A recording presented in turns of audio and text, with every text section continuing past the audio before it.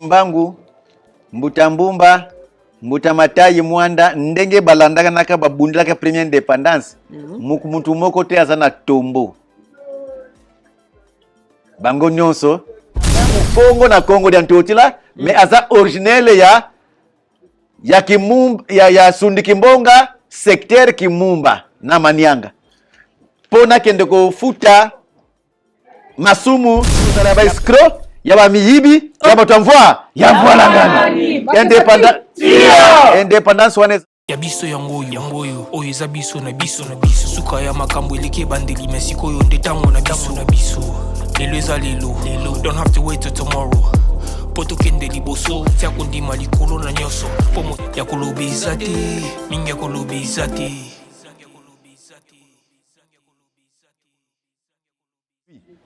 Bonjour, bonsoir, très chers internautes, mesdames et messieurs, il y a la chaîne de Bisso YouTube, il y a Bisso Podcast TV, en tout cas, un grand merci à vous, abonnez à Bisso, internaute à Bisso, en tout cas, ça fait Kitoko Makasi, na ba remarque na bino, na ba commentaire na bino, en tout cas, un grand merci à vous pour moi, car vous continuez toujours à s'abonner à la chaîne YouTube, il y a Bisso Podcast TV, à vos informations,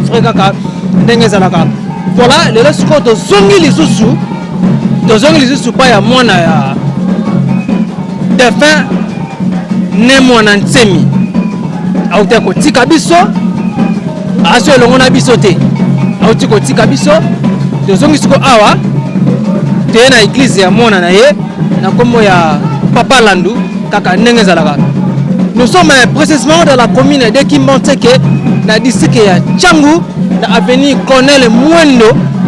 Estiko wapi église ya Papa Landu ezwami on te vraiment awa a expliquer biso bien bon mona ki ndenge to ki turo liboso alors tu esko awa a expliquer biso pena bien kaka ndenge zala en tout cas internet na biso ya Bisso Podcast TV bo s'abonner massivement ko liker ko partager ko s'abonner ko ça pena bien makasi tozana église ya Papa Landu otebi bongo mwana ya ne mwana ntemi le défunt auti ko tika biso kaka ndenge zalaka yango to awa je remercie Montréal mon cameraman ingénieur Doba Sadissa car ndenge zalaka avec votre humble serviteur votre humble présentateur na kombo ya Wata Kindi 24 le lion de la presse congolaise toujours kota siko to format ko assister na kilts na bango ndenge le kaka beaucoup yoka manzemba kitoko beaucoup ba message et puis ba question ya bien autour parce que la question c'est Bisso, la réponse est en tout cas un grand merci, na confiance pour vous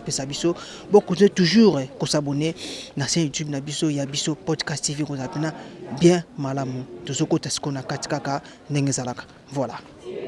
Merci toujours rouler déjà toujours côté na kati et vous on na za pena la longue pena aussi ingénieur do zonga pena c na za pena pieni vous on na carnet parce que ça coutume les accoutumes nabi ke banyanga kote bozali bosepeli bana luozi Congo central vous apena ko sepela makasi kaka ndenge zala to kote sona kasi parce que TV za radio te. Merci.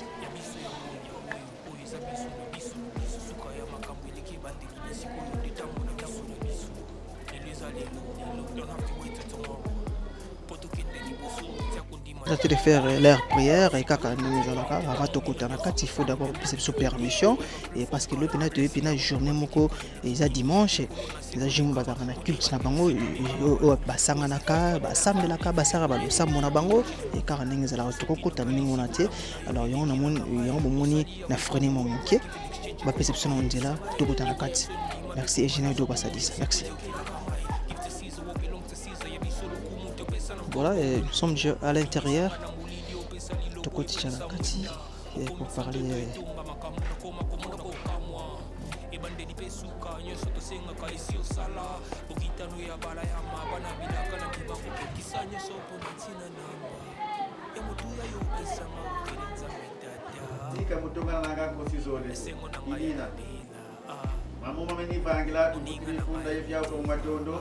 Inga tuende kwenda kusindika kudikila jeti kwenda nzila yimosi inga tunobele mukotolo apo bogila doko makulu kidifo ifunda kele doki ya futuka mudia yamisa lelo yevuanza kivuanza kianzole kiwa izikuna kukombo zayale kamino bokita Tanzania kuza kuna zala lelo data ne mwanda nsemi yendolo titikwenda byenda muyenge mamoso matubanga mwanamuso nangambye lelo kebwa kutulombele wakulunga kukombo kilivonza ya kukembela mukisunia mukipeve mubikongo bya byanza ndiamuri akebwa salukeno mukumba mfumweto nza bizoto bwo kulombele bo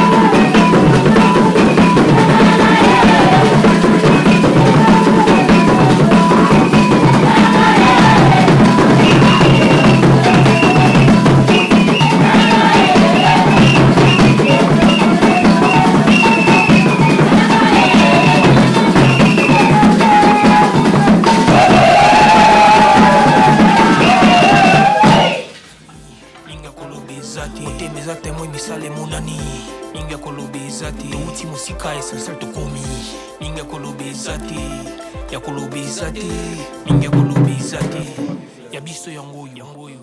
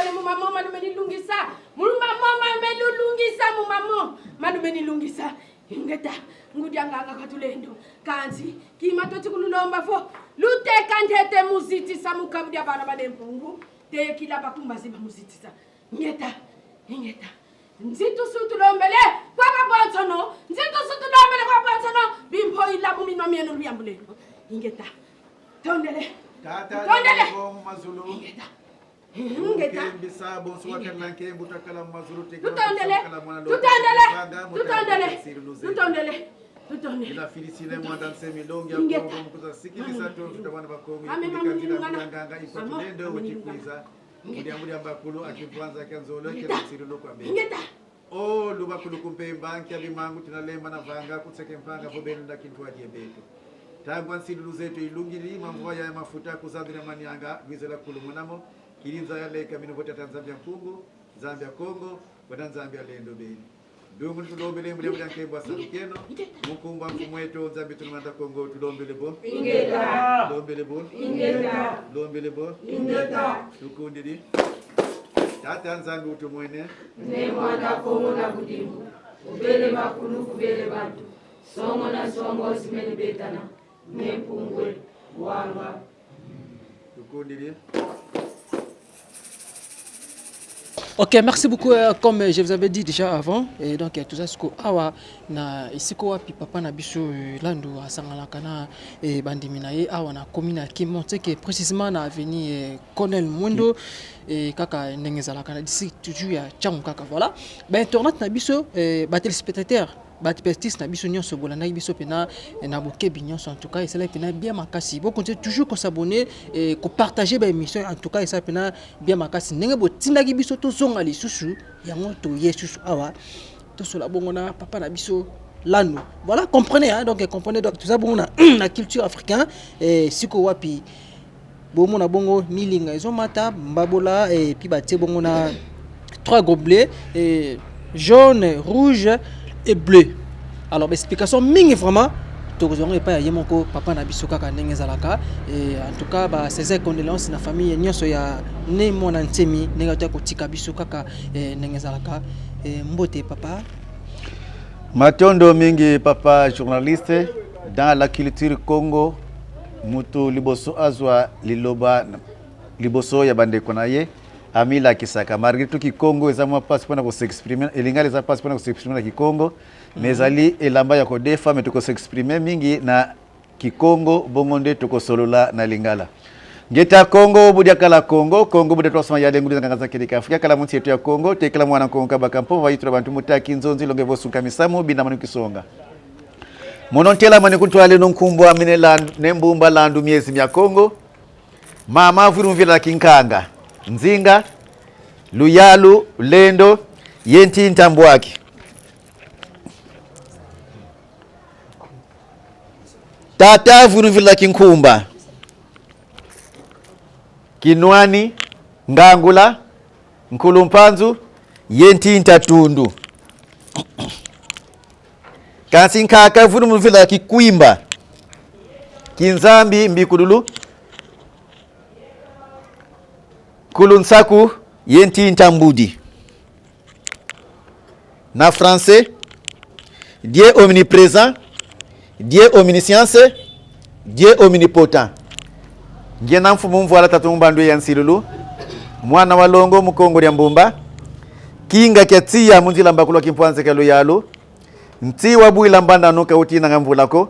Mumbula mukama mubula mikama mika kilanga bana bakongo muyonzo mutawo musi batarisa mbanga zule magazan tutombuto ba yenge kieno yenge diaka yenge mutatu kiamase yenge ngeta. Ok, merci beaucoup papa Landu. Mais quand peut expliquer biso topé ba o bazola na biso na minute oyo et ko le bon mingi na le côté ya lingala parce que au ba ki Congo expliquer jaune, rouge et bleu na le côté ya lingala.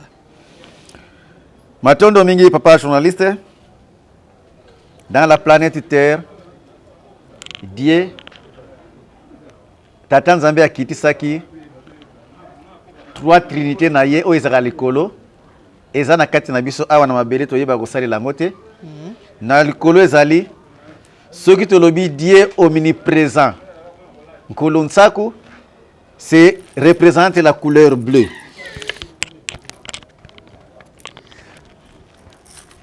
Tata Nzambe na mayele na ye na science na ye ya créature oyo asala créature babengaka ye Nkulu Mpanzu Dieu omniscience. Il y présente la couleur jaune. Et enfin, Tata Nzambe otobengaka Nempungu Vidi Mukulu. La prononciation est belé, c'est la puissance de Dieu. Le pouvoir obabengaka Nzinga. Wazinga Congo. Yende azali nazana famille ya Nzinga na couleur ya rouge. Ceux qui nalataka mingi rouge, c'est parce que na itilaka teni ya famille nanga Nzinga. De deux, na itilaka couleur ya bana balongo, les enfants saints bamapasa. Yango nazalaka toujours en rouge. O babiekelanga na monde spirituel. Donc les trois trinités de Dieu yango babengi omniprésent, omniscience, omnipotent. Nsaku, Mpanzu et Nzinga. Okay. Matondo. Merci beaucoup, mais peut expliquer sur Nzinga signifie quoi? Nzinga ezali. Nzinga ezali Nempungu. Yeka kanzinga. Omnipotent yende Nzinga. Nzinga nde na trois trinités. Nsaku représente la religion. Mpanzu représente la science et Nzinga représente la politique. Donc le royaume du peuple Congo se trouve entre les mains de Yaya Nzinga, les trois trinités de Dieu. Nsaku, Mpanzu et Nzinga. C'est la puissance, c'est le pouvoir, c'est la force qui dirige tout. Donc, Kibo Konsinabiso, ezali na maboko ya Nzinga rouge, la puissance et le pouvoir. Matondo. Ok, merci beaucoup Papa Landou. Et voilà, et donc tu bandis ce qu'on est master nabiso te paie émission nabiso. Papa Landou, est-ce que en tout cas vraiment Obima officiellement et pas ya défend nabiso tu capiso Papa nabiso né mon antemi après ça quand on dira okende ko sala paie tonga na yo quelque part. Matondo mingi papa journaliste pour le deuxième indépendance. On n'expose pas les secrets d'un peuple.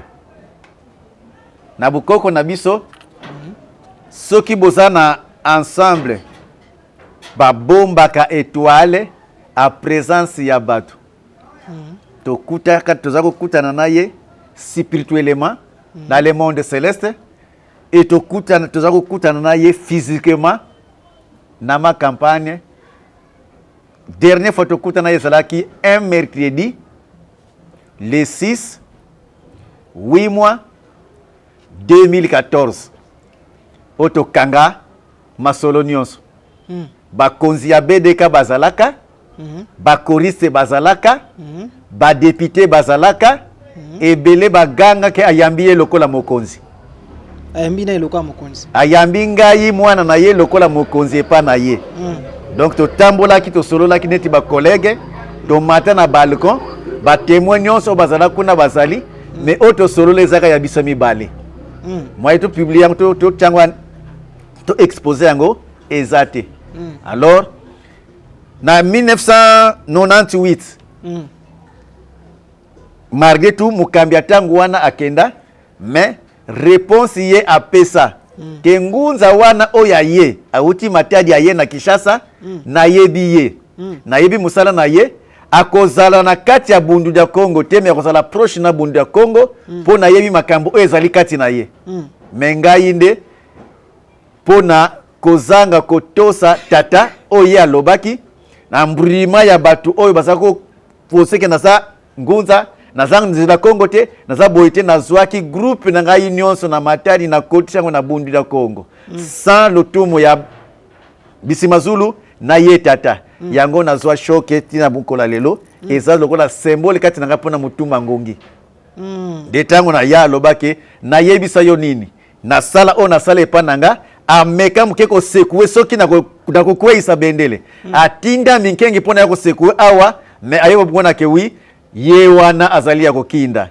yango tango tokuta na lobaki ke tangu towuta nayo na monde spirituel tu yako pote ko libérer peuple ngai na yaki na enseignement mais yo yaki na mansweki na lingala seba mabombami donc to kangande wana mais yo etikali to sololaka tuzako solango en huis clos na monde spirituel matondo. OK, merci beaucoup. Est-ce que ni les senga que non au respecter pena ba norme ya papate poko matina niveau ya choc ozwaka wana ye moko akoma na livre na yeke ntumwa ule mbananga Salomo diambudi ya bunzimbu boyandi kibeni na lingala motindami akoki ko rater mission na ye pona ignorance na oye a signé na monde spirituel. Deuxième mois pona bokolo c'est quoi gozala ko tinda ma ya entourage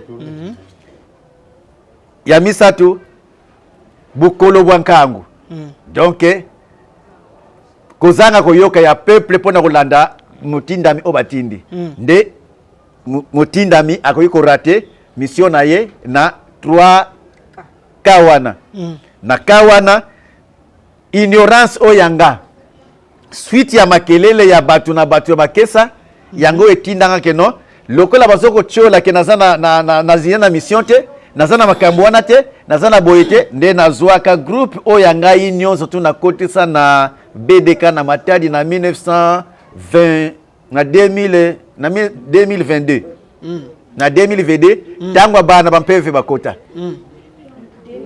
et 2002 pardon tango bana bampeve bakota et enfin to sala na banda ko démontrer mission oyanga na présence na ye marito yebani ke na zamba moko bankoyimi bale batele makate na banda ko démontrer makambo ona yaka nango na kanisa 2006 batu bazana sango na 2007 batu bazana sango na 2008 pe batu bazana sango mais entourage tamba mona ki démonstration wana babandiko yako loba makambo oye ba yako kosa epa ya bakambi ya BDK bapesanga yi congé ya inane na kota suna babitonga ya BDK te na lobela kombo ya mwandansemi te na simba pe ba document na yete nde na kota zamba tango na kota zamba inane ekoki zamba wana ezalaki wapi zamba wana ezalaki na bamboma na banani na mpalabala eza na province na simangambu ya Mpozo entre na influent entre fleuve na Mpozo isika basangana na Congo Central na Matadi de tangu na koti na bango bazo signé que non likambu tetika azonga na mapiriso to pesa ki esili kozonga na zozonga pesi yeko tombe toujours na 2006 na 6e mois kozonga na zozonga semaine wana kaka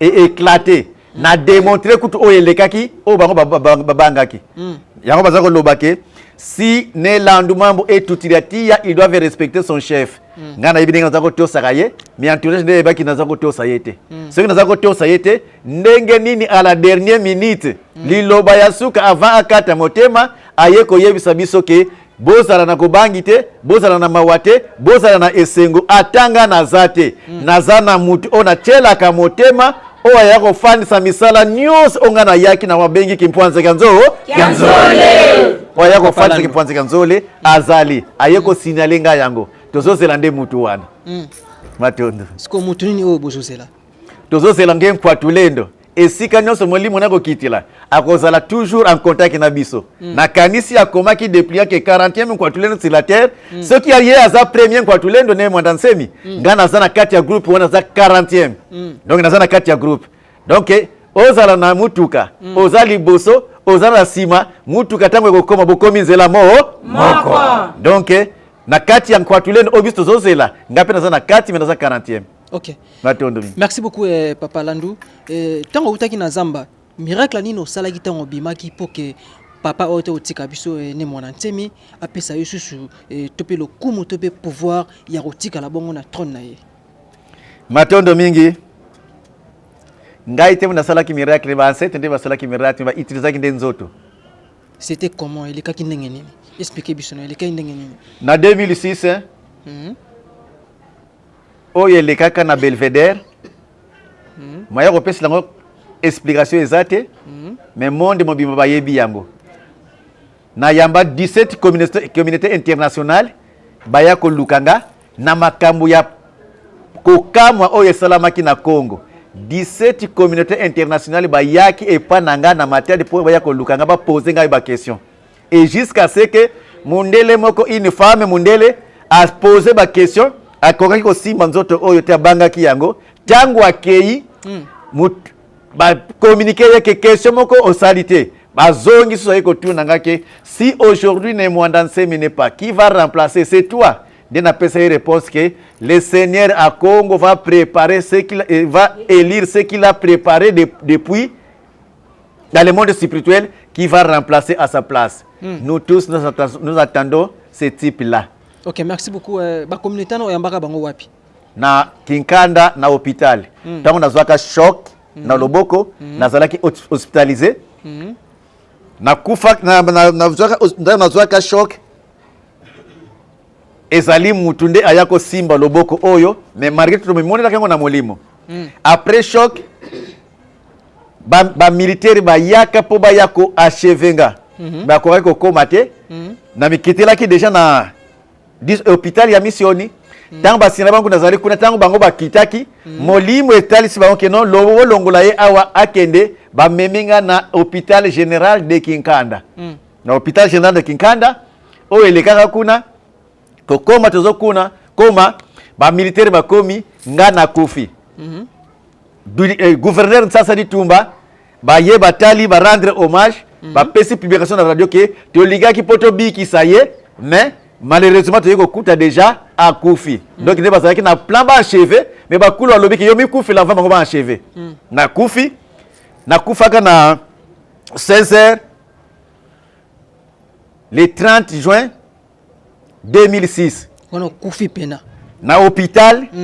Ceux qui na Koufi na hôpital, ceux qui batie ba thermomètre bikamoni so moniki na sili. Mais ole bachanga na morgue ba kotinga na chambre. Oye le kaka kuna na le premier na yeko lamuka patu nyonso baganga na kati ya sale olamuka ndenge nini wana ezali mabomba miyanga ina tata imaya ko bison mais mutu nyonso ayebi ke na kufa les jours suivants na lamuki. Après ça combien de jours, topé combien de temps? Bon dans ça là presque un jour nandam 24 heures, les cas 24 heures. La sala un jour nandambu. Tango bango moko baye, o na kende ki na kufa kite. Banani bayaki. Na kufa kite, mais kuna na kende ki na zako kende ko solo na ba ancêtre vivant. Ba ancêtre ya ba Congo, ba terre senga o ba terre sakingai. Wana masolo to solo kuna ezalaki masolo ya ngai na bango, na ko exposant pe libandati. Mais o balobaka ekangama na sepe ekangama likolo pe na pesango na ba entourage kitana makamana ke kutana kuna na zala kitala oyo yango nazo sali latina mukolo lelo. OK, merci beaucoup. Donc on est dans l'église, donc papa Lansoro permettre pe ba o bazan simana biso to ka moi loyembo ko sa biso be parce que tous en pleine église to ka moi loyembo sa biso bien makasi pena ba na biso ba internet na biso et puis ba téléspectateurs na biso ba na biso partout dans le monde entier. Merci. Matondo mingi nako sepela ngamo ko nazala animateur ya nzembo wana pona sana no apt na tout. Voilà. Matondo mingi makezati. Mabundu mamotono ni bafuata kwawe kwa bana bampebe yekaza bwaki.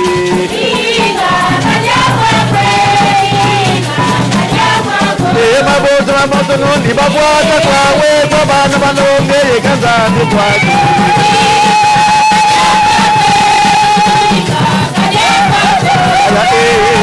Kadia kwako, inga kadia kwako, inga kadia kwako, mabul mamoto ni mataki kwawe, baba na balongo yekaza kwanga, inga kadia kwako, mabul mamoto ni mataki kwawe, baba na balongo yekaza kwanga, inga kadia kwako. Ega kadia kwako, ega kadia kwako,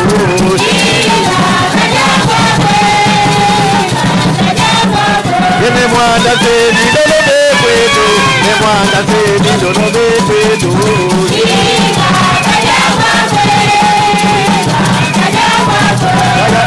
ega kadia kwako, kadia kwako.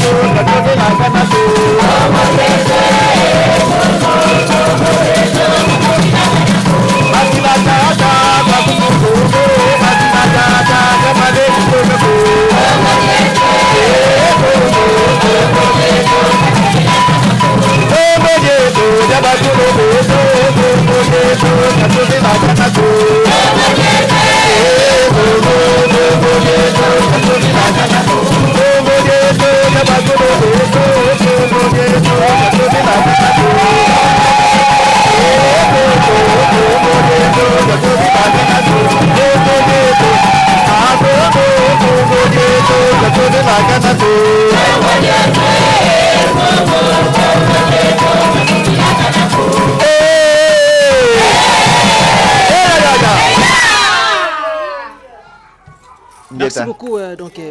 Merci beaucoup, Balandi. En tout cas, vous s'abonnez massivement et puis vous partagez, vous likez et bah commentaire la bino ça bien ma chaîne la bino YouTube et Bisso Podcast TV. En tout cas, un grand merci à vous. On a confiance au besoin de ça Bisso et puis vous êtes partout. Bisso peut toujours contacter kaka. Ndengezalaka. Papa là avec beaucoup de respect que je vous dois. Vous expliquez Bisso. Nzembo boye bino na linga les anini. Congo diatnoki Congo dietu matondo mingi papa journaliste pour na explication ya nzembo ya suka Congo dietu katuvila kanako tozo senga na ba ancêtre na ne mwanda nsemi Congo atiki ya kala azoye kukuta Congo yasi asika abosa na teke iye mutu ayaki kufungula kimpwanza otoza nango na mukolo lelo etika likaka efanda po kimpwanza deja ayaki nango toza deja indépendance spirituellement kimpwanza kanzole ezakati na biso mais Mkwatu lendo ndio yako fani sango na kiti ya kibokozi. Tia zoke ni mwaya bosa na Congo. Exactly. Matoni. Ok. Merci beaucoup Tobi que papa na biso de faire autika biso ni mon antimi personnel mais autika pe bana lokola papa landu et puis na bande comme autika wana papa landu pas za na bana na biologique. Matondo mingi papa journaliste nazali na bana biologique. Mario nazana no musika mais le monde spirituel m'a dit fallait natika 33 bana na mokili oyo avana kende makila na ngai tika na 4 coins ya Congo. 33. 33. Ezamuke? Wow. Voilà, mais comment expliquer no 30 ans ndenge 33 wana. Makesa ti. Balobake religion ya peuple Congo na religion israélien eza peuple bamapasa.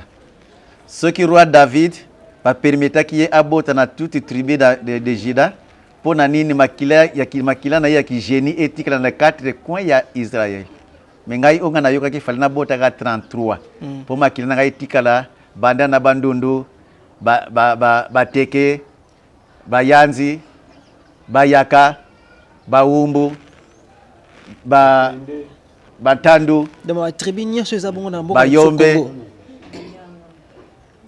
na suki na noana na baluba pe ba Congo ka ba Congo kaka mais oza congolais boni na baluba te baluba pe ba congolais ba swahili ba congolais na kanisi na mokili mobimba soki bazoko sala différence ya biloko ya planète terre basala ka différence na mabikolo mibale soso ya Congo na soso ya poto pilipili ya Congo na pilipili ya poto ngulu ya Congo na ngulu ya poto na yebite soki oyoka susu babagisa su tribi mususu na kati ya ba créature ya mokili. Donc toloba awa na etonga ya KBM pesa na signification ya KBM elaksi nini KBM oyo nde ezalaki kabu oyo ba préparaki na monde spirituel po eyako se préparer ko yako lona lingomba oyo nkwatulendo kako yako telemisa oyo ko sangisa mangomba nyonso BDMK. Alors tuzaki na kabu ya bana mpungu. Donc groupe il y a les enfants des tout puissants nempungu.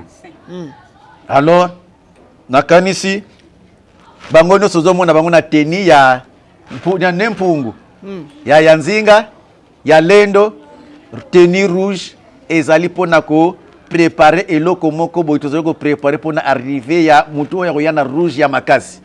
Donc kabda bana banempungu ezana signification wana. Ok, merci beaucoup ya papa la nutobi que no te belé babangaka couleur ya motane to lo bango koto lingala couleur ya motane on a français za bongo rouge te belé babanga ngo. Et pourquoi kaka na église na yo opona bongo ezala bana te bongo to mona ba rouge et puis na jaune to ke non na rouge nan. Makezati Sia impera kobanga teka sa kobangisa kedi na biso ebanga kate me bangisaka ndenge olobi. Par rapport à quoi?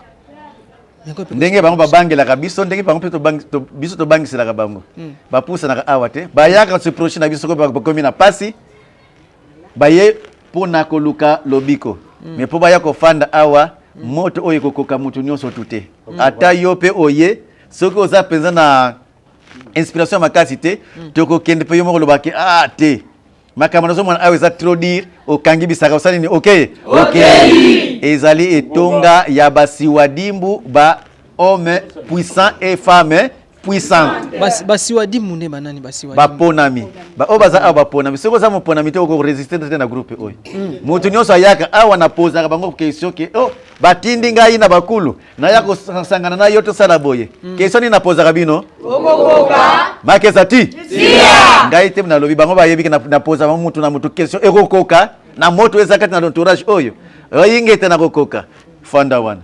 Ok, merci beaucoup. Tango mona charele ki yo moko tikala kupupula makosa ni ok mais tango kokima ok na critique olinga kali yetonga oyeku ekufa avant baboma etonga obaki ndo boma nano Dieu tout puissant na monde spirituel. Mais place on est au banque sabat, le monde spirituel. Et au banque sabat, mais qu'on peut expliquer monde spirituel ça dit quoi? Monde spirituel, tu veux que monde spirituel ça mystique kuna. Voilà. Biso za bato planète Mars. Ya yangonda avuta na planète Mars. Yende a dirija ka planète Mars, yende a dirija ka groupe oyo. Yango omoni meme tata oyanga ne mwanda nsemi alobaki yango ke soki tomoni présence ya sanza azoya tokobenga ye mfumu wa ndungu tokobenga ye nani Kwatulendo soki sanza atondi tolongoli kombo ya mfumu wa ndungu toche kombo nini Kwatulendo Makezati Sia Kwatulendo ça dit être puissant. Papa la news mystique. Ok, merci beaucoup ya papa na tokuti sona ba explication sur Mike. Pourquoi to moni bongo mbabola et puis na makala milingezo mata. Ili kulakisa nini? Na etonga. Mais moi t'as fait ça OK. OK, matondo mingi papa journaliste pona mituna.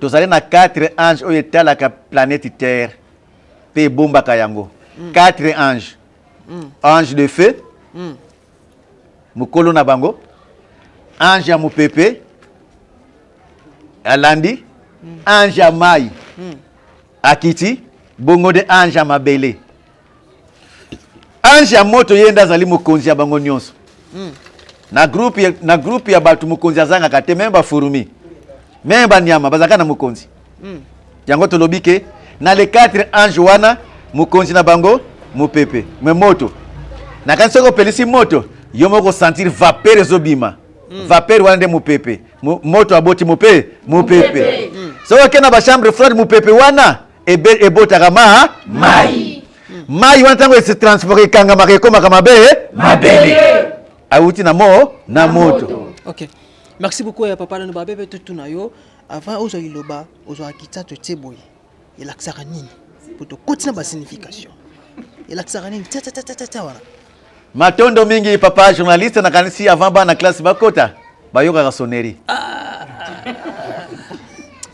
soki train elingi ekende abetaka son mpo na kotalisa bino ke soyez prêt soki kokota en contact na bakulu tozali na 3 porte tofongolaka tobetaka makumu signifie obeti ya liboso omniscient omniprésent obeti ya mibale omniscience obeti ya misato omnipota me epai na ngai epai ya bana balongo tobetaka ndeki sakasaka epai ya tout puissant être puissant tobetaka susu kisakasaka tobeti makuku tosineki bon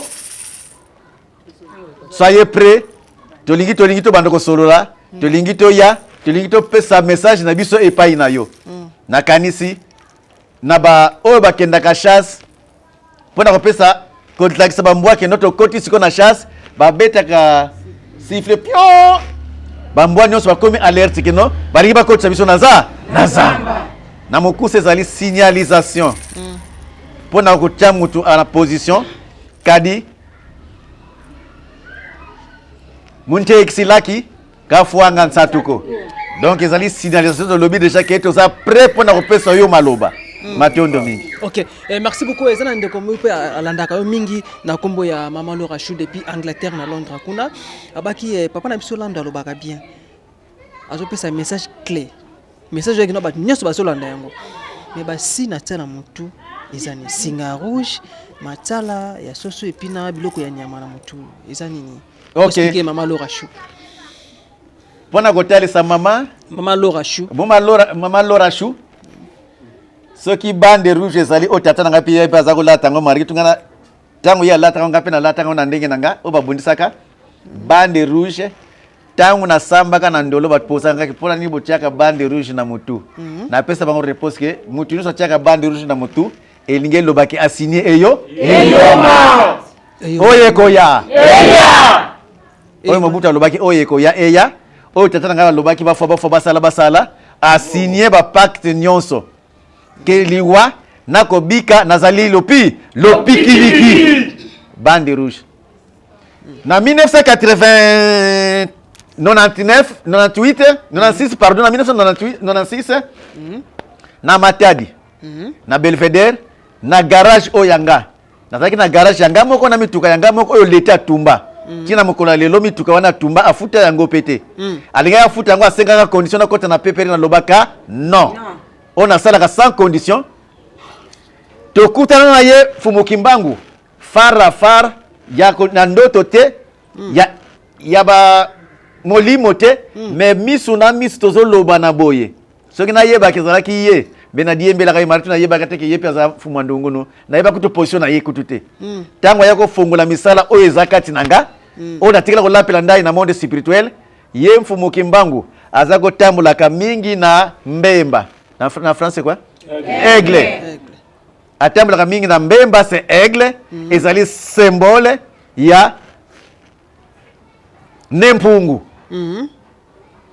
ako comprendre symbole ya être puissant mutambumba tambolaki na aigle bango yango balobaki ke signalisation na kanisi soki mama nani Mama Laura na biso awa na Afrique soki olingo boko la ba pigeon au sali cave mais au rotia nzete ya mulai oko décider ekeko ya pigeon o wana ba pigeon nyos ba koleka ba yebi kende ko na biso bande ko na biso bazalaka wana e yango symbole wana ezali lokola symbole esika nyos ba être pour ça bazoleka tant bazomona signe o balobi ke oui signe oyo ya Mutambumba tambolaki nango fumuki bangu tambolaki nango ezali signalisation ya être puissant. Ce qui datie masala ebele oyo nazo ezopepa awa ezali elembo ya kondoko les chats ou les chats niaou oui na kanisi ebele bayebi niaou ke nyama ya bututu nyama ya kindoki mais kozanga ka oyeba ezali wa yanda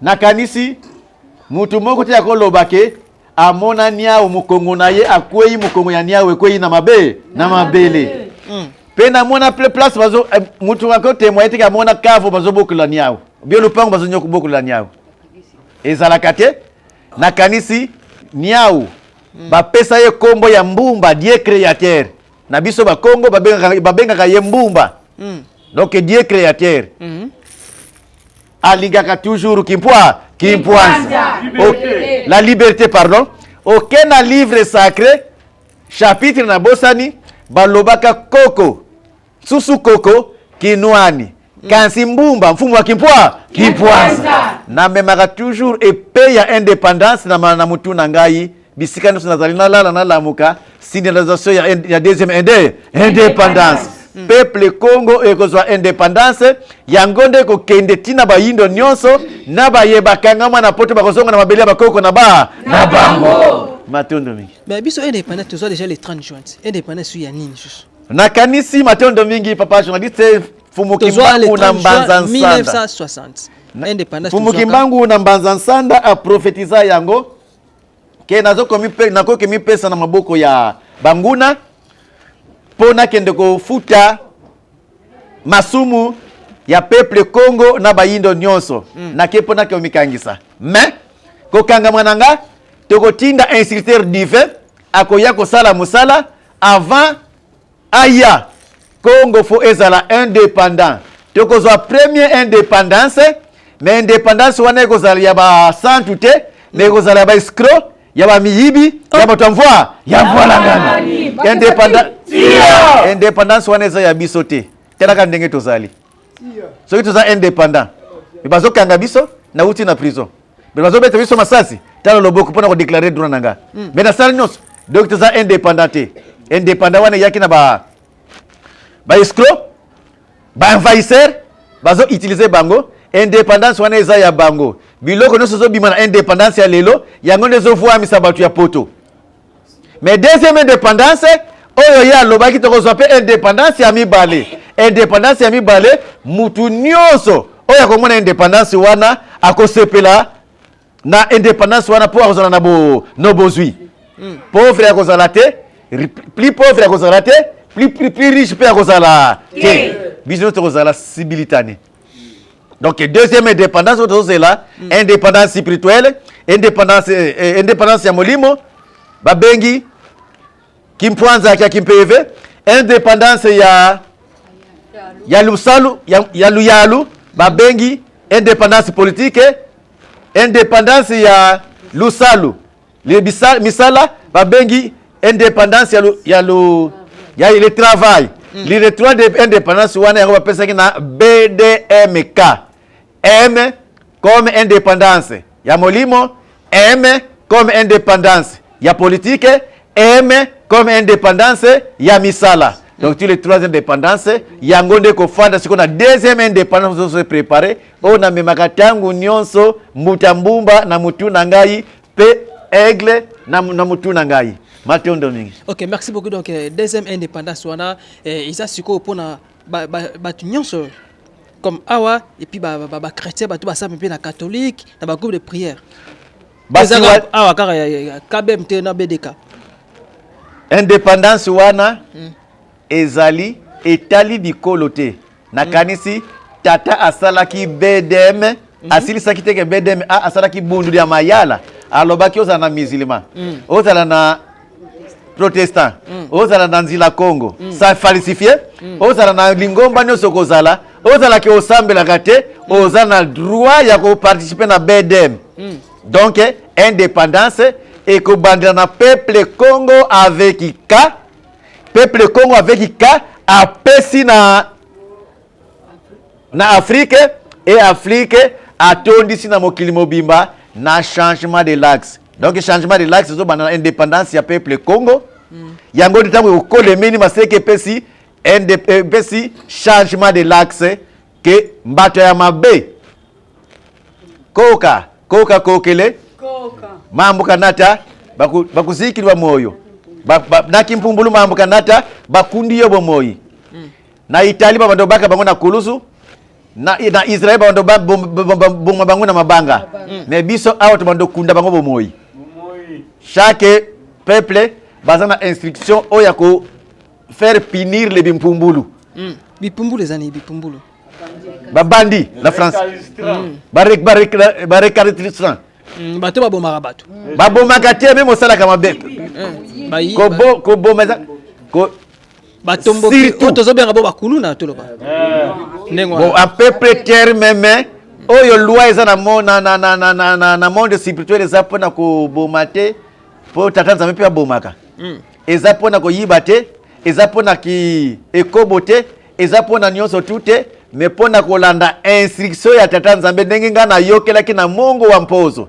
Que chaque peuple efale azala na mabele ya bakoko na ye, aloba munoko na ye, azwa richesse ya bakoko na ye, asakapare na yango. Mais soki oyo ngai na ye epai na yo, na ye ko dominer na ndaku na yo, tatanza mbe aboyi biloko wana. Donc chaque peuple foisonga na mabele bakoko na ye, kuna idea ko vivre en paix et en sécurité. Oya kotia mutuma kasi to kunda ye bomo. Ok, merci beaucoup Papa Landou, to comme chef fait cette notre émission. On le dit ko bobo maraté, mais tout le monde a bankesa ndika pene ko mi bombe ko mi grenade pa mutapanzani. Et ça la miracle nini? Bankesa ba bloko bo sala ka ça la miracle nini? Na ebite soki yoko ndima ke tatanza mpe abomaka.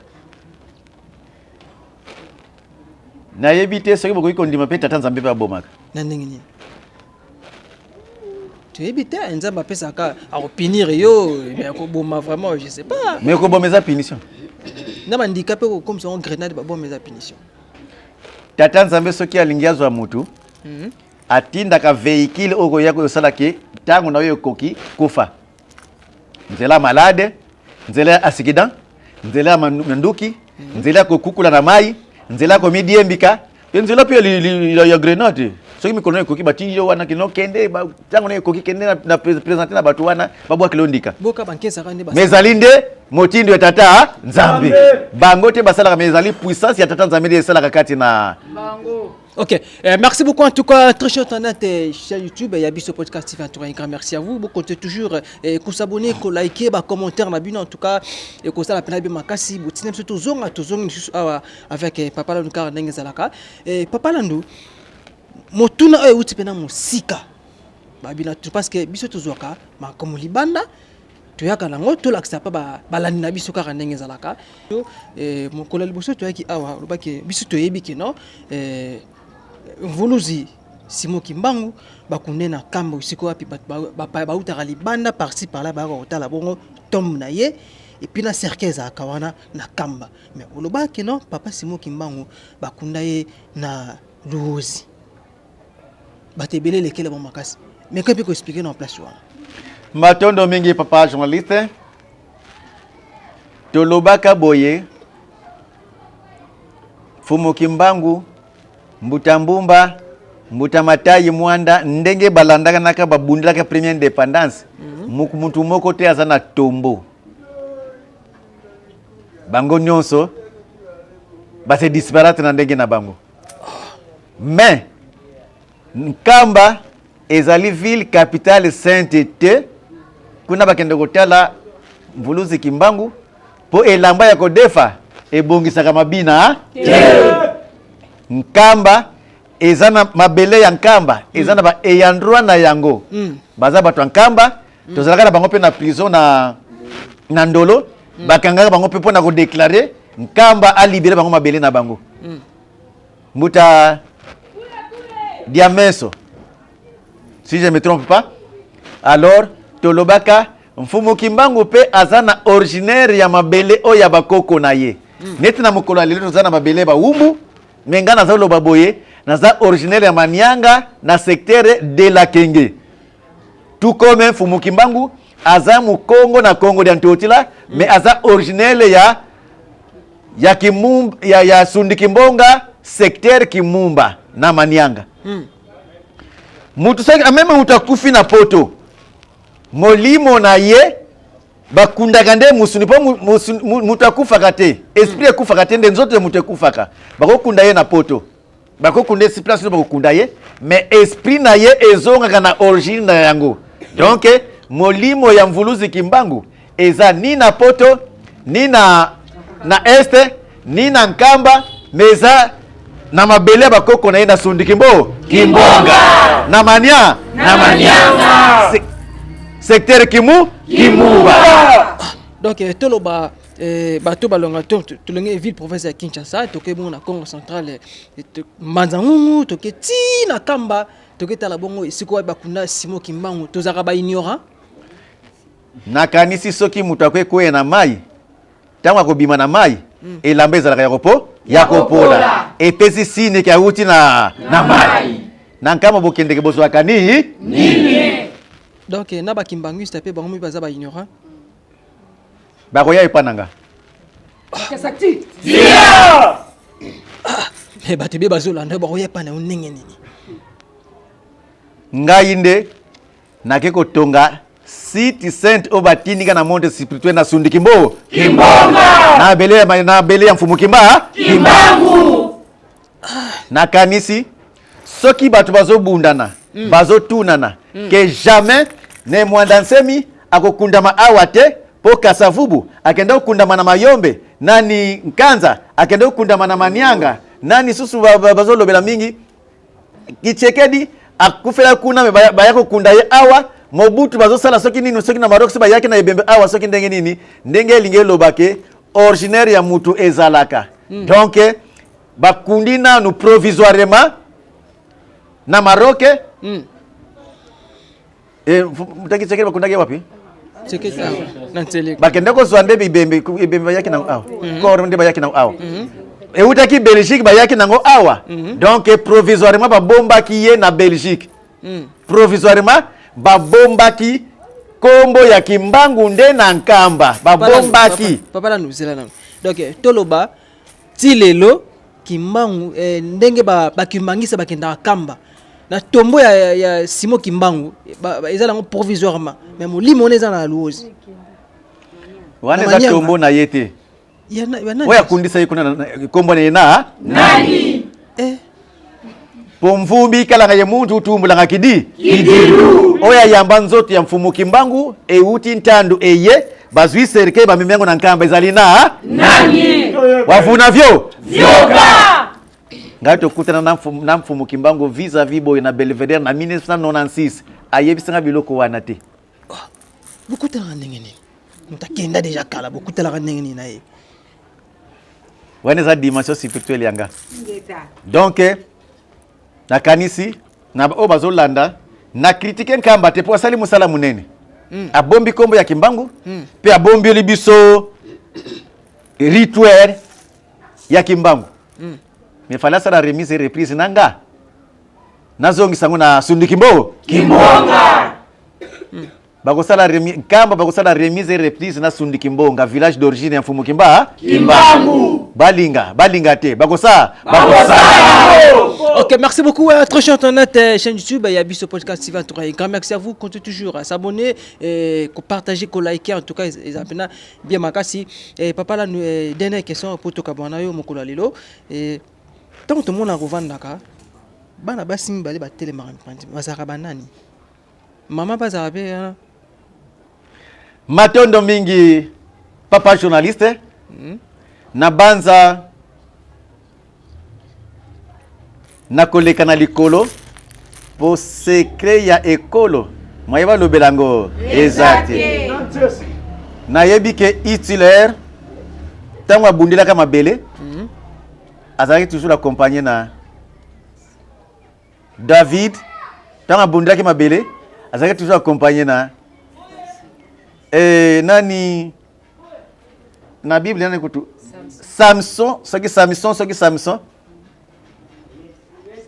Donc ya nzinga azalaka mwasi oyo ba prona na monde spirituel ke nsaku mpanzu enzinga na yango bapesa biso ba Kongo tokoiko derutete balobake biso tozalaka ba patriarcate mais tozalaka ba patriarca po mama mutu ayebaka esika libumu wana zemi wana euti mais moye to juger mwasi ezate po amemaka zemi na présence ya mutu atanga na lobi kingamu na cheze mi wana baokende nango na labo obiyo ko labo te batela soki elongi yango ekozwa ate mais mama ye mtazo me makoti yake ko bota témoin ye moko ba infirmier ye moko na mutu no sabe amemaki zemi baza ba témoin balobaka Merline, mère terre. Mama mutu alesa kabiso, yepe mutu alia kabiso. Mabele mutu alesa kabiso, yepe mutu alia kabiso. Matondo mingi. Toleki na mukuse. Merci beaucoup Papa Landu pe ndeto mona ba etonga mususu ba pasteur ba sala nzambe mona mwa ne pa bali ya beni pe libala a pe sala makabongo. Abongo soki bakaboni. Eza beni.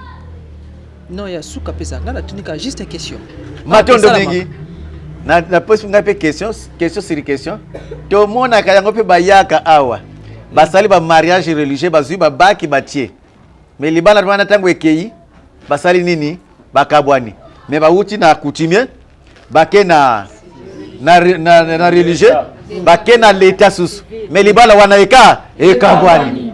Na monde spirituel libala ezate. Oh.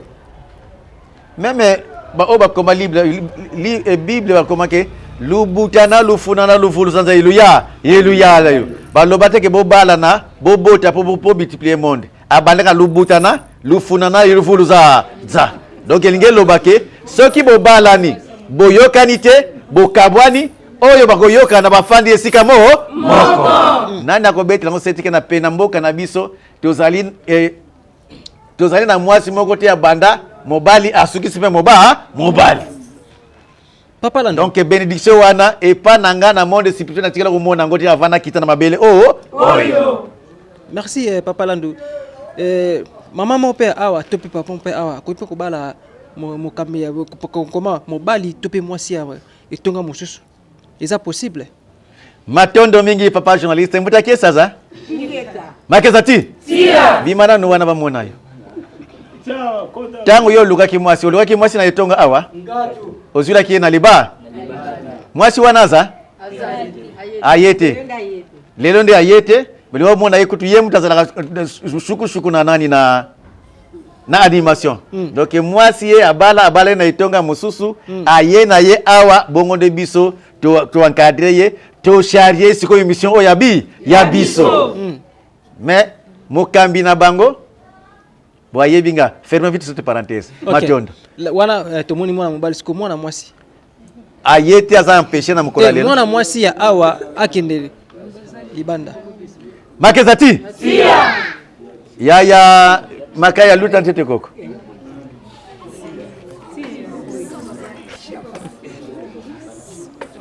Lekana no wana. Makezati? Sia. Mutampu yaza, mayuko za ye mwasi na ye ayete yepe mobali wako bala ye ayete azana nzela ya libala me mobali wana ake basololi na ye na lingomba mususu me mobali wana ayakati awa asalaka ba mayanga nise kwa asalaka mandanda awa na sundiki mbonga pe akontribiaki azana liste ya bato awa pona nini alandi mwasi atali kuna ligoma na bango atali awa soso ngolo alanda sika mwa ezoke soso amela ko ekoki na mungongo na ye miso etala ko ezali sentiment ya kotala motema esepelisa oyo nyonso asepeli na kosepela.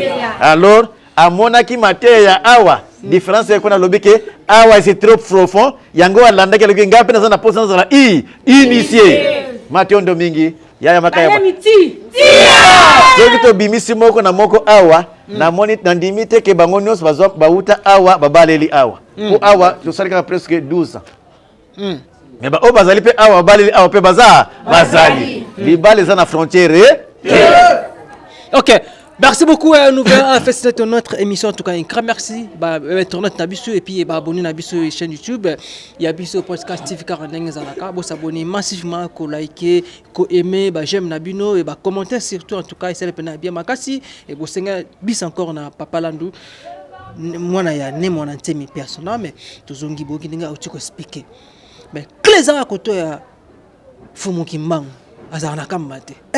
Koto na bien là, je sais pas. Et Papa Landou, en tout cas, un grand merci de vous bibiso. Mais bayaka ndako ya nzambe maboko pambate.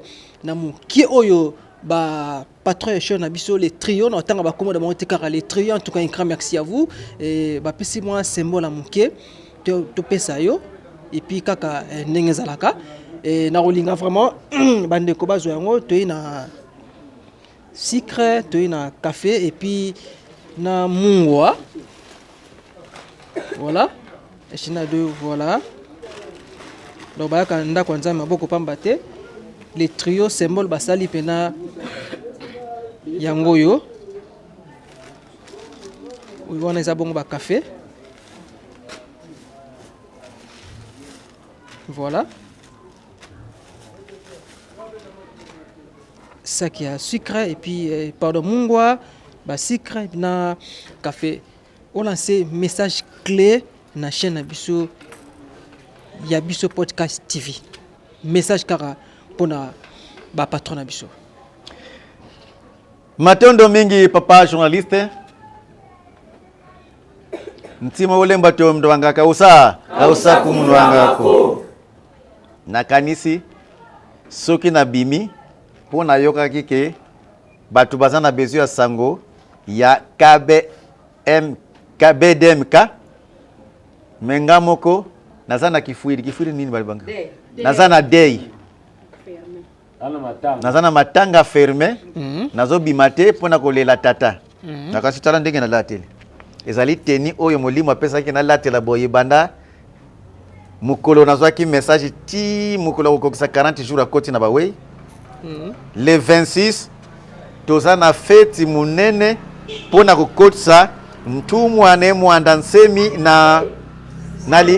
na simu Kongo na sepeli bakata kimwa ba some pona ko sala ni feti wana lokola si créer et ko permettre biso poto sale lango na 40e jour ya tata oyangai lokola Mungu aizena café kuna deja to longwe etikali kaka to somba biloko mike po mukolo wana soki molimo ezo kota na monde spirituel ebele bayebite makamoni elekaka na simu Kongo makamoni elekaka na seke panga kolia na komela oye kozala kati na biso awa ndenge to kokotsa tata na simu Kongo esengo ekozala awa yango pe kozala kuna na kanisi batu ya chaîne nani Yabisso Podcast TV Podcast TV Yabisso Podcast Yabisso Podcast TV va participer déjà na esengo wana ya le 26 to yambiango na esengo mingi tukunda mbie kono bilu azubieto munkumbu atata nzambia mpungu bikangoloza simbia ntemo ziza zoma sukunuzazo zena mobilu azubieto yebika miela miantemo miza byavwata byo yekitula byonto alusakumunu kwa beto munzila Kongo munkumbwa mfumu wetu ne mwanda Kongo tulombelebo ingeta eloko tosengi ma benediction kati na biso na nzila Kongo ebota bambuma ya ndenge na ndenge oyo ko sepelisa mutu nyonso a vivre en paix en sécurité na planète Terre. Mationdo mingi. OK. Merci beaucoup bato balanda biso opesa pe programme ya matanga ya papa ezo rouler ndenge nini kutoka bona. Mationdo mingi papa journaliste matanga ya papa biso tozotala kimusuni te mais tozotala kimolimo oyo bazoprépare na kimusuni famille biologique famille spirituelle lingomba oyo atelemisaki babengi BDK babengi BDM bazoko se préparer charnellement bakosala nini pona kolekisa likambo wana tout comme famille spirituelle pe bazoko bongama post famille spirituelle ane mwandanse mezaka na bundu ya Congo kaka te ba mosusu basambela kate mais baza incline na mission oyaye ba mosusu baza na mangomba mosusu mais baza incline na mission oya mwandanse mezaka yango ya deuxième indépendance alors biso lokala tozotala oyo etali molimo toyebi mokolo oyo akataka molimo tozalaka likolo ya mai ya luozi na kati ya bake tozalaki en contact na Maki Nzola génie ya mai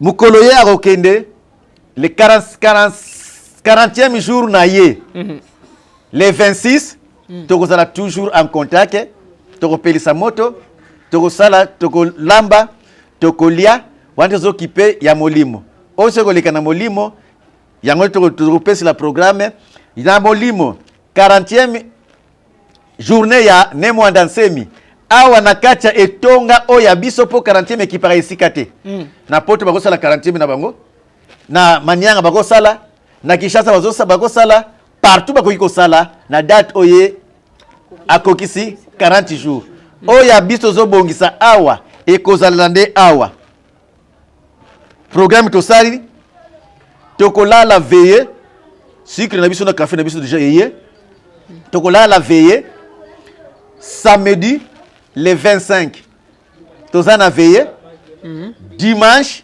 le 26 tokolia tokomela tokofete dakanisi pona kokokisa sentiment oyo ekokotisela ye pe tokoluwe musique soki tokokoka kozwa mbongo po fo ezala esengo extra po kuna pe bakotisa ye na esengo soki bato bakoparticipe tokoluwe musique masanga ekozanga te kolia ekozanga te ezali te ntango tozolia peut-être toprofite na nsima na ye po toliaka na biso mpe basoso bantaba bapu bambumba biloko nyonso tu me mokolo wana ezali exceptionnel mpo na yango à peu près tozwaki na nani na programme tozwaki dépense à peu près combien tokoki kocotiser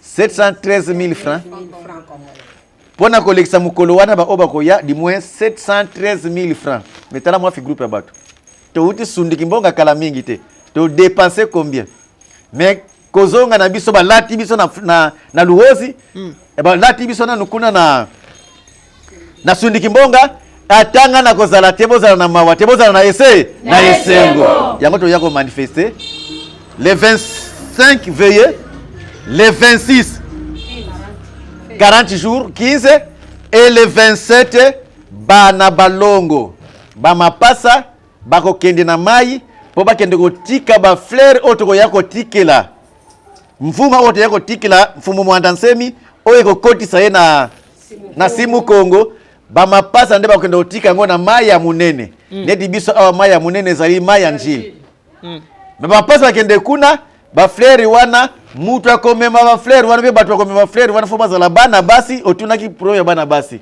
mwana mwasi bie bana basi ba o babotami nzinga babotama na cordon nsaku mpanzo enzinga poto zana posa ya bonsomi ya luyalu bango nde bazana clé na yango ata babundisi bango bakokoka bango te po ya nzinga azo circuler partout même nzinga zana bamindele babotaka pe bana bazana cordon donc oya komema mvuma wana pona kende kuchango na mai akozala nde nzinga donc le 25 veille le 26 fête le 27 dépôt de fleurs dans l'eau poye kende siko na maki nzo kinvaki nzola matondo mingi ba participer kati na biso ekozala esengo poto kabola esengo na mawa ensemble mais ba loi ezali na le 25 le 26 le 27 mutu mwaya lela ezate mutu mwaya silika ezate mutu mwaya bunda ezate eza mikolo ya esengo na yese ya esengo matondo mingi. Ok, merci beaucoup. Nous allons faire notre émission. En tout cas, c'est bien Makasi, qui n'est pas là notre décortiqué. Et ma soeur Skaka Nengezalaka. En tout cas, un grand merci à Tournet Nabiso. Et bah, téléspectateurs, téléspectatrices, il y a chaîne YouTube, il y a Bisso Podcast. Un grand merci à vous. Continuez toujours à s'abonner, à liker votre émission. Et en tout cas, ça peut être comme Makasi. J'aime aussi votre commentaire là. Bon, continuez à Nengona. Et ça peut bien. Je remercie mon équipe technique, Sima Camera, Nazaki Bourne, ingénieur Dobasadis avec votre humble présentateur, Watakin Feka. Le lion de la presse congolaise. Et je remercie aussi dans les trios. Donc il y a chaîne YouTube, il y a Bisso Podcast TV. Un grand merci à vous. Donc les trios, en tout cas, Moussala Kitoko, Nzamba pa Molabino Kaka, Nengezalaka, ça se veut aussi mauvais Ben Bala le Gaulois depuis les États-Unis d'Amérique. Et ça se veut aussi Maman Laura Chou, donc mère boss. Nous allons aller faire $1 $, Nengezala la poche. 13h le tournadio, il y a Maman Laetitia Kandolo, Papa Simon Foka, un grand merci à vous Kaka. Nengezabo, continuez toujours à s'abonner, à la peine d'émission, à liker, à partager, vous avez bien ma casse. Merci beaucoup. On se retrouve à la prochaine. Bye.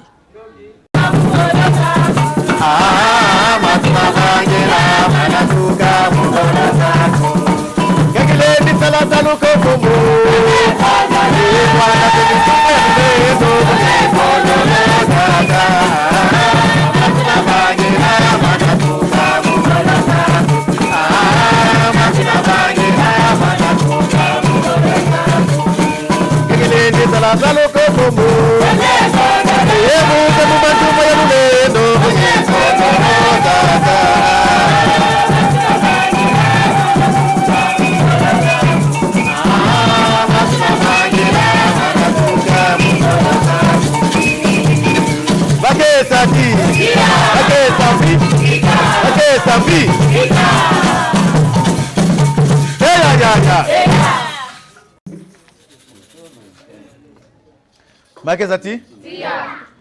Babo tunatala kukaselo. Tunayimba na mulu dede me. Nefani kianza mbesembe kukaselo. Nadeye wa bunzeza weti dio yala. Nefani kianza mbesembe kukaselo.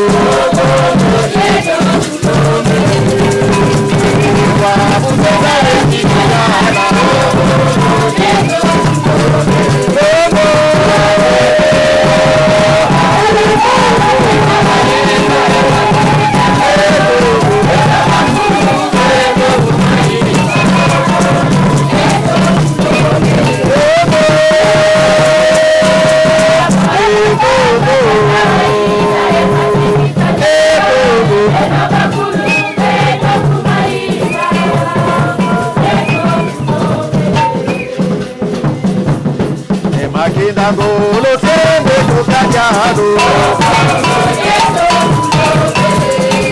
Senda yaga keto desesado Nemakina ngolo sende kukanyado Senda yaga keto desesado